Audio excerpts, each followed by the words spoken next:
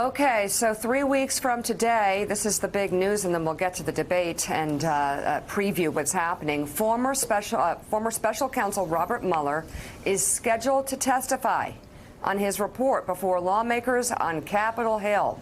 Congressman Adam Schiff and Jerry Nadler, the chairs of the House Intelligence and Judiciary Committees, subpoenaed Mueller's testimony for back-to-back hearings on July 17th. Mueller will appear in open sessions before both panels, and later his staff will answer questions in a closed hearing. All this despite Mueller's insistence that he has nothing more to say, which Chairman Schiff reacted to last night. The report is my testimony. I would not provide information beyond that which is already public in any appearance before Congress. What they have represented to us is that they view themselves as prosecutors, and prosecutors don't normally talk outside of the trial or outside of the indictment. But let's face it, this is not a traditional prosecutorial case. And what's more, Bill Barr has felt more than free as the Attorney General to speak well beyond the Mueller report. And if he is able to speak beyond the four corners of the Mueller report, then so too should Bob Mueller feel free to do so.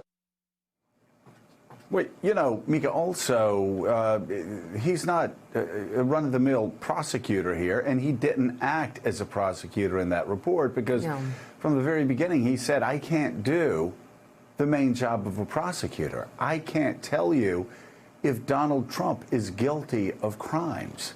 So it's not like he was going to make a decision to indict or not indict. We're in a middle ground here, and he needs to go to the Hill.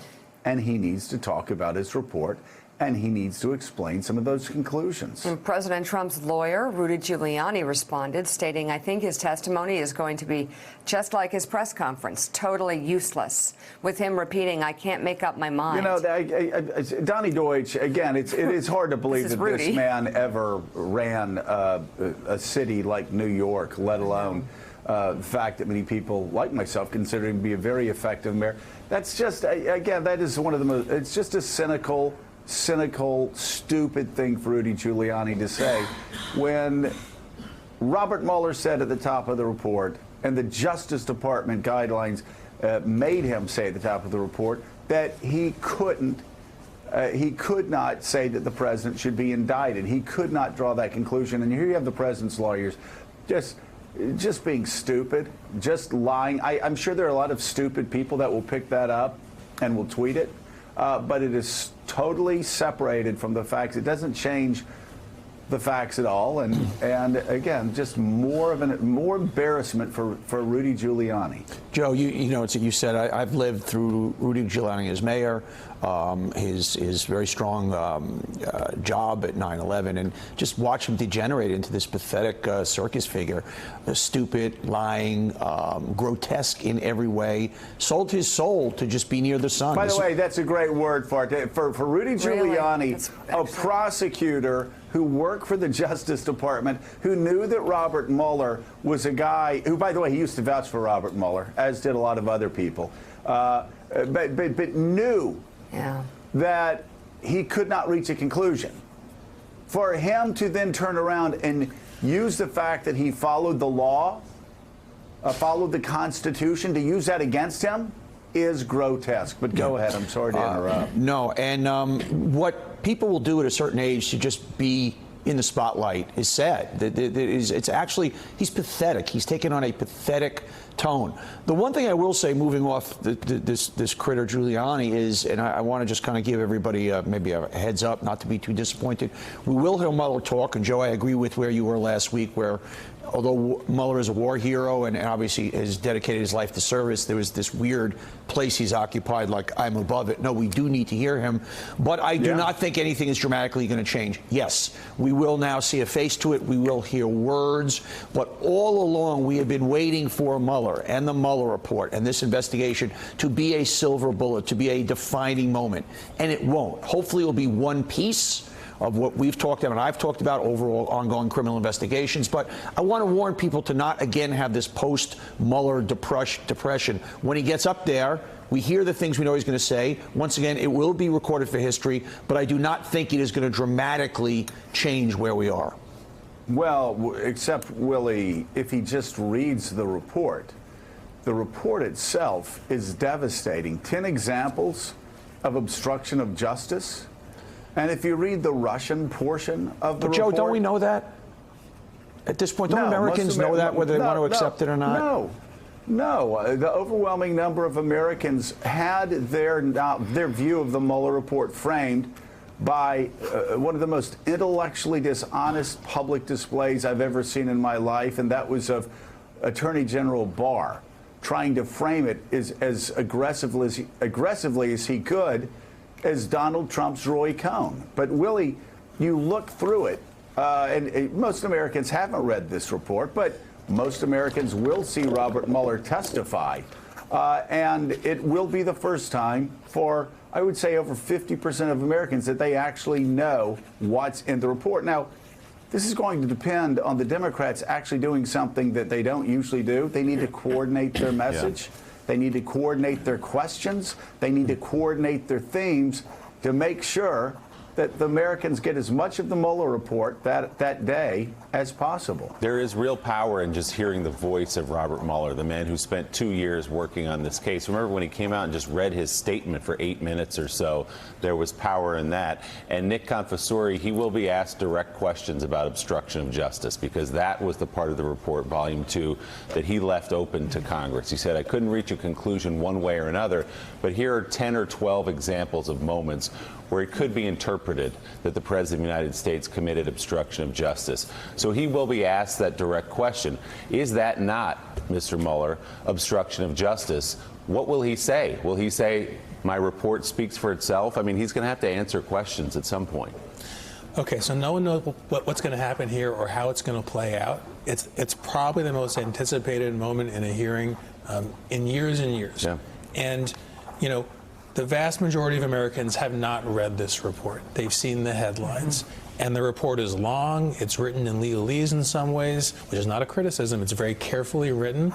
But there could be a great effect for Democrats, for people who care about this, if he simply is asked to zero in on some key questions and frame them in the way they are framed in the report, just not without the surrounding parts of the report, all the hundreds of pages that are in there.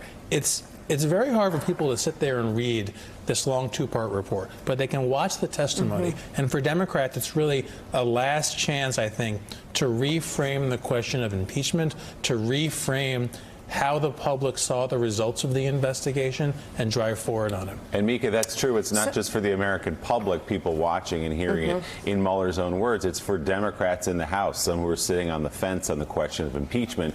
Could Robert Mueller say something or answer a question directly that knocks them off the fence toward impeachment? Well, and so let's just, to Donnie's point, because I think Donnie made a really good point about the sort of waiting for Mueller and then post-Mueller depression. We don't need to wait with bated breath to find out that this president is corrupt. This is a president who has said on national television that he's willing to sell out our country for foreign dirt on an opponent. This is a president who just in the past few days said he would be willing to commit rape if a woman was his type. And that was his defense to a woman who apparently was not his type. We already know he's corrupt, that he considers crimes to be something that he doesn't get touched by the law, that he has a right to things that others don't. And I think what this report will show is the depth, Susan Page, of his corruption. We'll learn a little bit more, and Americans should want to learn what happened in the run-up to the election. And perhaps it will help oversight grapple with how to deal with the concept of impeachment when they have complicit Republicans willing to stand up for a man who's flip about rape and sells out our country. That's the part that nobody's prepared for, these Republicans.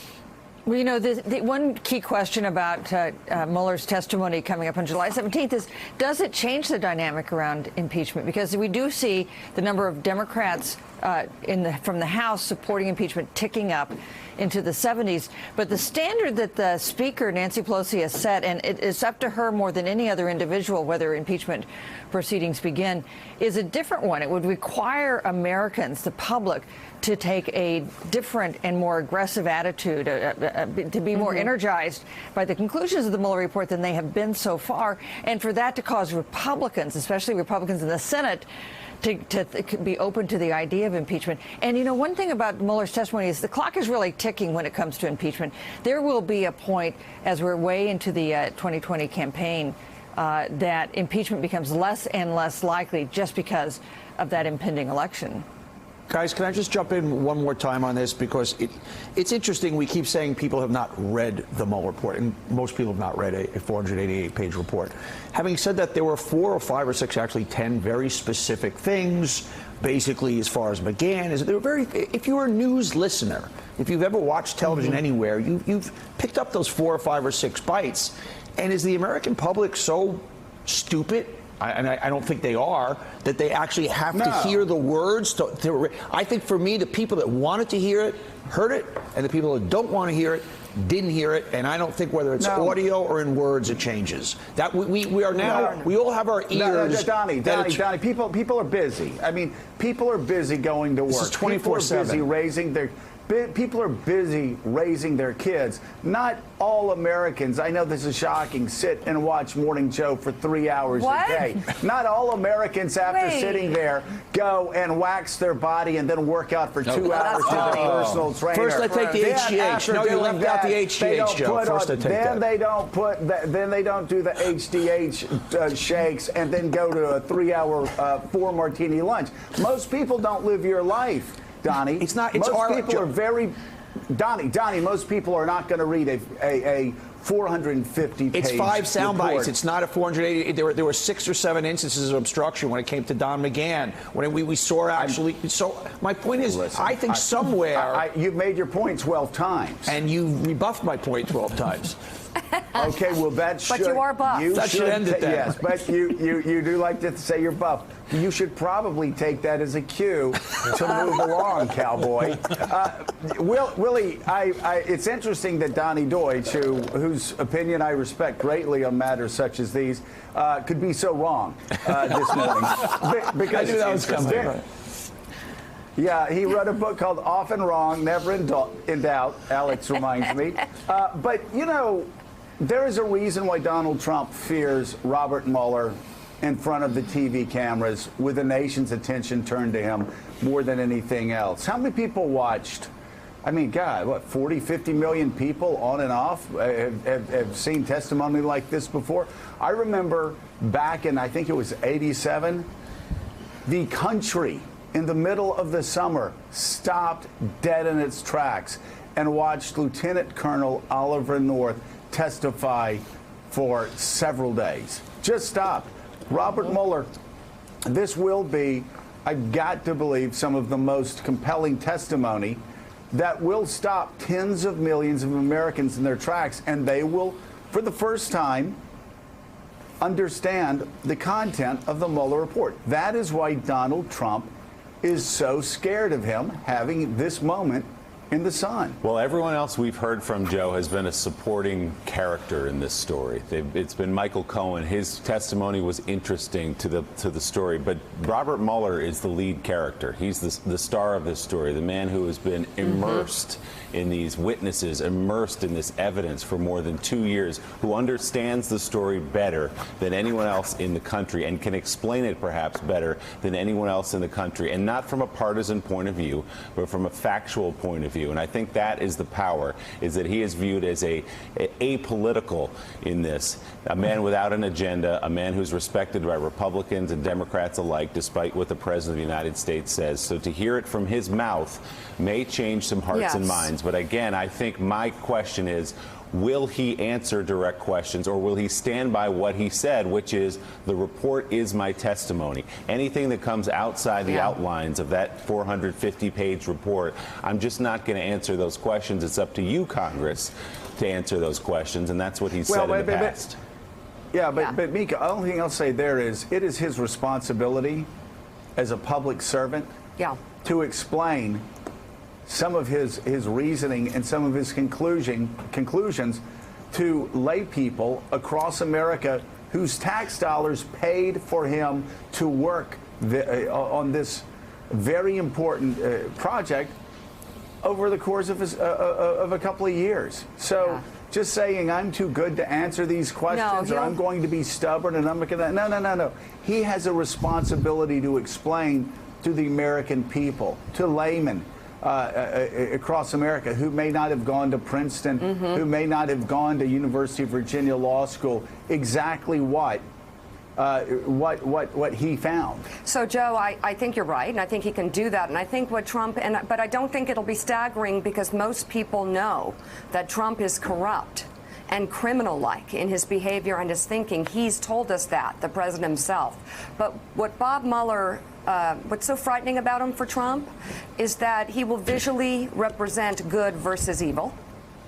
He will visually send that branding out to America over the course of 2 days, and that scares Trump more than the truth. The truth's already out. It's come out of Trump's mouth. He is corrupt. Still ahead on Morning Joe, there are several big developments on the immigration front this morning, from a shakeup in leadership to a devastating image of those suffering along the southern border. We'll run through it all. We'll get a check on the children being denied their most basic needs. You're watching Morning Joe. We'll be right back. Thanks for checking out MSNBC on YouTube, and make sure you subscribe to stay up to date on the day's biggest stories. And you can click on any of the videos around us to watch more from Morning Joe and MSNBC. Thanks so much for watching.